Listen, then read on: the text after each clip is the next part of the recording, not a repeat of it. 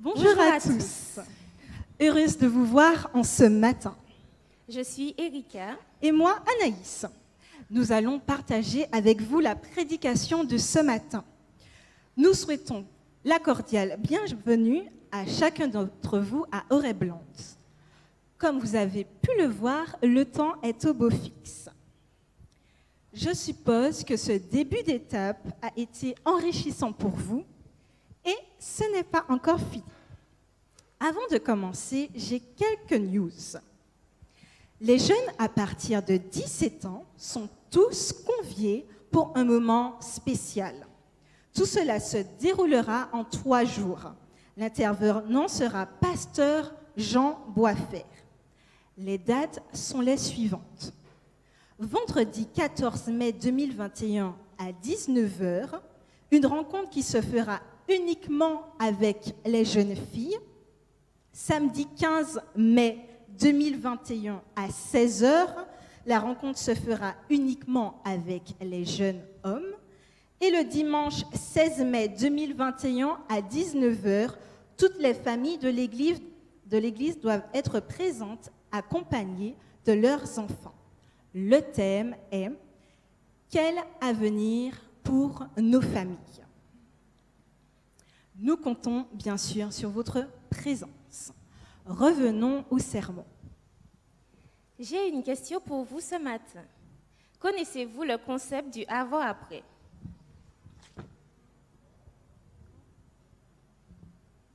Je vais vous expliquer. L'avant-après est une pratique qui consiste à rapprocher 2 images de même sujet, respectivement avant et après un sujet donné, afin de souligner les conséquences par comparaison. On peut donc dire que cela peut être un changement mental, physique ou spirituel. On peut très bien prendre l'exemple d'Anaïs, qui avait beaucoup de cheveux avant et qui maintenant n'en a presque plus.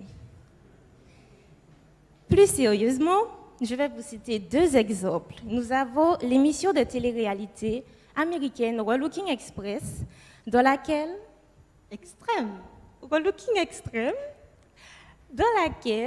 des personnes en surpoids se donnent un objectif sur 1 an afin d'observer leur perte de poids. Et tout au long de l'épisode, nous suivons le parcours de ces personnes. Ou encore, nous avons l'émission locale Miroir Créole qui fait appel au changement de style vestimentaire et aussi de la routine esthétique et beauté. Et puis, nous avons les témoignages d'hommes et de femmes. Donc, je vous donne l'exemple de celui de Doug Bachelor, qui passe de gosse de riche à marginal, puis transformé et œuvrant pour l'œuvre de Dieu. Celui-ci a écrit un livre qui s'intitule « De la grotte à l'évangile ». Bien sûr, nous ne faisons du tout pas de pub. Et oui, la transformation est le mot-clé du message de ce matin. Inclinons la tête pour une courte prière.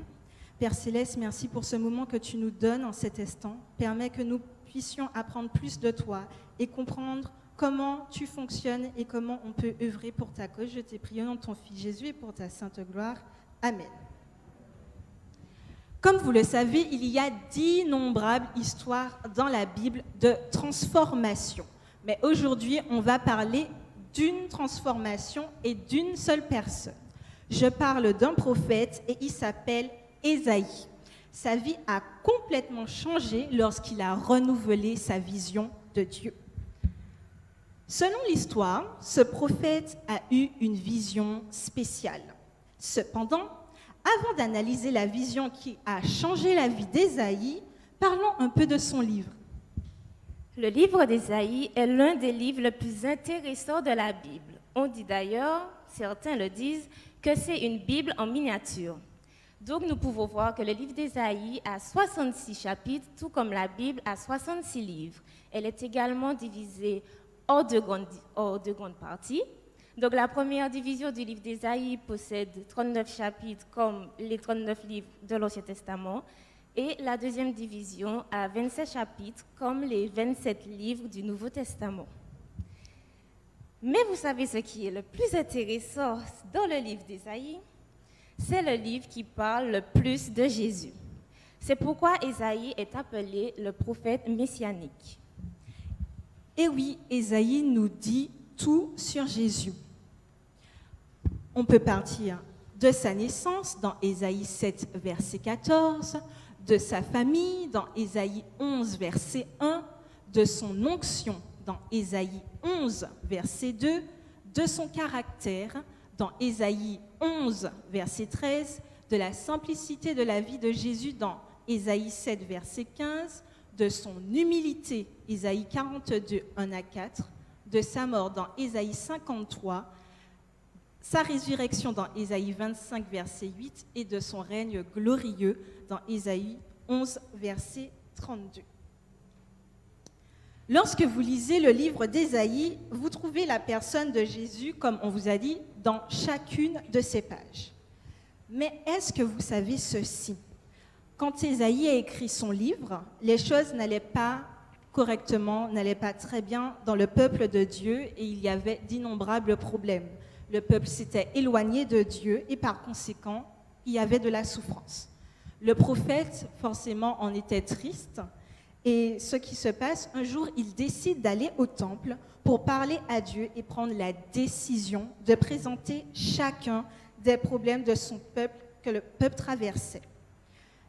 Là, dans le temple, Ésaïe a eu une vision de Dieu qui a complètement changé ses pensées, ses sentiments et surtout son comportement. Vous devez sûrement vous demander qu'est-ce que Dieu lui a révélé dans le temple. Lisons ensemble Ésaïe chapitre 6, versets 1 à 4. L'année de la mort du roi Osias, je vis le Seigneur assis sur un trône très élevé, et les pans de sa robe remplissaient le temple. Des séraphins se tenaient au-dessus de lui. Ils avaient chacun 6 ailes, 2 dont ils se couvraient la face, 2 dont ils se couvraient les pieds, et 2 dont ils se servaient pour voler. Ils criaient l'un à l'autre et disaient « Saint, Saint, Saint est l'Éternel des armées. Toute la terre est pleine de sa gloire. » Les portes furent ébranlées dans leur fondement par la voix qui retentissait et la maison se remplit de fumée. Bon, je vous l'accorde, je n'ai pas tout compris dans le texte, mais qu'est-ce que cela voulait bien dire? Dieu s'est révélé à Ésaïe. Le prophète pouvait contempler Dieu assis sur son trône, entouré d'anges, rempli d'une gloire rayonnante, et qui chantait sans repos en disant « Saint, Saint, Saint est le Seigneur Dieu Tout-Puissant. Toute la terre est remplie de sa gloire. » Que s'est-il passé dans la vie finalement d'Ésaïe lorsqu'il a eu cette merveilleuse vision de Dieu? Permettez-moi de laisser le prophète lui-même dire ce qu'il a vécu. Mais l'un des séraphins vola vers moi, tenant à la main une pierre ardente qu'il avait prise sur l'autel avec les pinces. Il en toucha ma bouche et dit, « Ceci a touché tes lèvres. Ton iniquité est enlevée et ton péché est expié. » J'entendis la voix du Seigneur disant, « Qui enverrai-je? Qui marchera pour nous ?» Je répondis, « Me voici, envoie-moi. » Lorsque le prophète Ésaïe a eu sa vision de Dieu, la première chose qu'il a ressentie du moins, a été la grandeur de son péché. Si vous lisez le chapitre 5, verset 8 à 30, vous constaterez que le prophète Ésaïe prêche contre le péché du peuple. Mais lorsqu'il a eu la vision de Dieu, il n'a pas pointé du doigt les péchés des autres, il a plutôt regardé à ses propres péchés. Anaïs, il me semble que c'est là que commence notre transformation. La remise en question et la reconnaissance de son état est une première étape. Tout à fait. La deuxième est l'acceptation et la prise de conscience que Dieu agit pour nous. Ésaïe a ressenti, après avoir eu cette vision, cette profondeur du pardon divin. Ésaïe n'a pas été laissé dans le désespoir du péché, mais au contraire, il a reçu, comme je vous l'ai dit, le pardon divin. Ses lèvres ont été touchées et l'ange lui a dit « Ton iniquité est enlevée, ton péché est expié. » Enfin, quand Ésaïe a vu Dieu, il a répondu avec courage à l'appel divin. Ésaïe a entendu la voix de Dieu qui disait « Qui enverrai-je et qui ira pour nous ?» Puis, sans excuse, il a répondu « Me voici, envoie-moi ». C'est une opération transformation réussie. Exactement. La vision qu'Isaïe avait de Dieu l'a complètement changé et a transformé ses pensées, ses sentiments et surtout son comportement. La vie d'Isaïe n'a plus jamais été la même. Sa vie a été complètement centrée sur Dieu et son service. Il a servi le Seigneur pendant de nombreuses années et était prêt à donner sa vie en sacrifice pour la cause de Dieu. Devenu vieux, un jeune prophète lui a demandé « Maître, pourquoi continues-tu à travailler sans relâche pour le Seigneur ?» Ésaü lui répondit, « Parce qu'un jour j'ai vu le Seigneur et ma vie a complètement changé. » L'histoire du prophète et de sa rencontre avec Dieu nous enseigne que lorsque nous avons une vision de Dieu dans notre vie, nous ne serons jamais plus la même personne. Nos pensées vont changer, nos sentiments vont changer, mais surtout, notre comportement va changer. Nous serons plus jamais statiques face à l'appel du Seigneur. Nous serons toujours disponibles en disant « Me voici, envoie-moi ». On peut se demander, pourquoi certains croyants sont-ils si actifs à la cause de Dieu alors que d'autres semblent indifférents? Ou encore, même pourquoi certaines fois, nous, on est chaud bouillant et puis des fois, on se refroidit? Une réponse simple peut être apportée à travers une simple allégorie. Selon les astronomes, les planètes se déplacent autour du Soleil. Celles qui sont le plus proches du Soleil se déplacent plus rapidement. Mercure fait le tour du Soleil en seulement 80 jours terrestres. Cependant, Jupiter, pour faire le tour complet du Soleil, cela dure exactement 12 ans. Donc, je ne sais pas si on voit bien sur l'écran, mais Mercure, c'est la toute première planète à côté du Soleil, et Jupiter, c'est la grosse au milieu.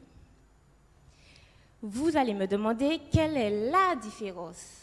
Mercure est la planète qui est la plus proche du Soleil. Par conséquent, elle se déplace plus rapidement. Chers amis, frères et sœurs, vous jeunes, comme Isaïe, lorsque nous avons une vision de Dieu et que nous sommes proches de sa gloire, nous ressentons une urgence et notre mouvement est plus rapide. Le secret est de vivre plus près de sa présence et de renouveler notre vision de lui. Aujourd'hui, nous vous invitons à renouveler votre vision de Dieu. Nous vous garantissons que le jour où vous le ferez, comme Ésaïe, vous direz « Seigneur, j'irai ».